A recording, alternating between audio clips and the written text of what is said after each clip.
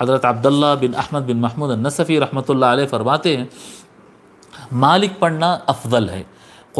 تلاوت میں دونوں آیا الحمدللہ رب العالمین الرحمن الرحیم مالک یوم الدین، اس طرح سے بھی پڑھا گیا مالک یوم الدین، جی یوم الدین کا بادشاہ، یوم الدین کا بادشاہ، اس طرح سے بھی پڑھا گیا ہے۔ لیکن افضل کیا ہے، بہتر قراءت کیا ہے؟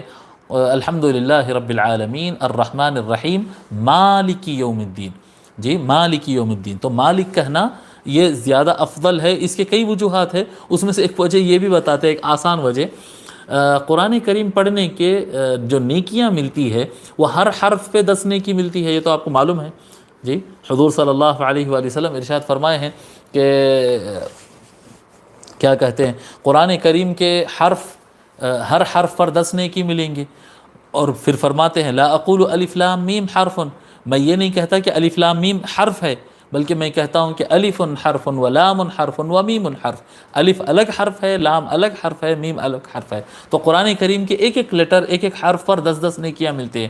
تو ملک جب ہم کہتے ہیں ملک یوم الدین، میم لام کاف ملک، ملک یوم الدین، تو اس پہ 30 نیکی ملتے ہیں۔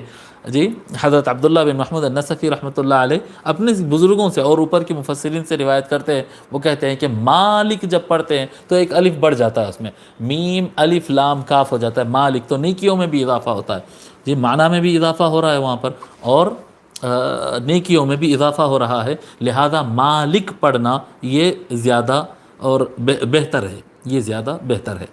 یوم کہتے ہیں دن کو، یوم کا مطلب ہوتا ہے دن، یوم السبت، یوم الاحد، جی ہفتے کا دن جیسا بولتے ہیں نا یوم، یوم کا مطلب ہوتا ہے دن، یوم الجمعہ کہتے ہیں، یوم الجمعہ، یوم العید، عید کا دن، دن مراد ہوتا۔ اور یوم کا معنی زمانہ بھی آتا ہے، پیریڈ، یوم، یوم کا معنی پیریڈ بھی آتا ہے، اور یوم کا معنی وقت بھی آتا ہے، زمانہ کہیں یا وقت کہیں تقریباً ایک ہی بات ہے، جی زمانہ اور ٹائم، ڈیوریشن، یہ جی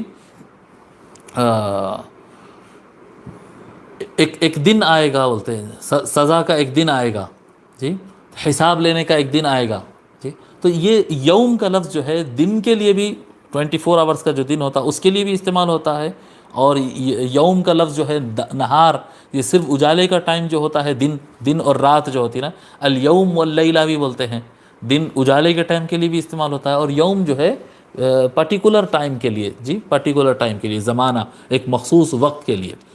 دین کس کو کہتے ہیں صاحب؟ جی مالک ہو گیا، یوم ہو گیا، دین، دین کس کو کہتے ہیں؟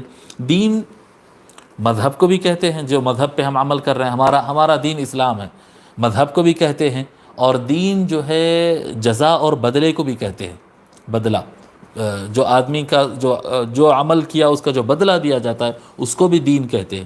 مالکی یوم الدین، اب یہاں پر مالکی یوم الدین کا مطلب ہوا روز جزا، جی جزا کا دن، روز جزا کا مالک، روز جزا کا مالک، بدلہ دینے کے دن کا مالک ہے، جو قیامت ہے۔ بدلہ دینے کا دن کون سا ہے؟ جب حساب ہوگا اور ہر ایک کو اس کے اعمال کا جو بدلہ ملے گا، وہ کون سا دن ہے؟ وہ قیامت کا دن ہے۔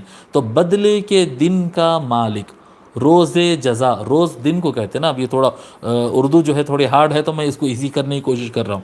یہاں پر بحر العلوم رحمۃ اللہ علیہ ترجمہ کیے ہیں روز جزا کا مالک ہے، اور شیخ الاسلام کیا ترجمہ کیے ہیں؟ شیخ الاسلام بھی ایگزیکٹ وہی ترجمہ کیے ہیں، روز جزا کا مالک ہے، قیامت کے دن کا مالک ہے۔ قیامت کے دن کو قیامہ بھی کہتے ہیں، کیونکہ سب کو اٹھنا ہوتا ہے اس دن، اور قائم ہونا ہوتا ہے، اور اٹھ کر کھڑے ہونا ہوتا ہے، اس لیے قیامت بھی کہتے ہیں۔ اور اسی دن کو یوم الدین بھی کہتے ہیں، حساب کا دن، جزا کا دن، اس دن جو عمل کیا ہے اس کو، اس کے عمل کی جزا و سزا دی جائے گی، ٹھیک ہے۔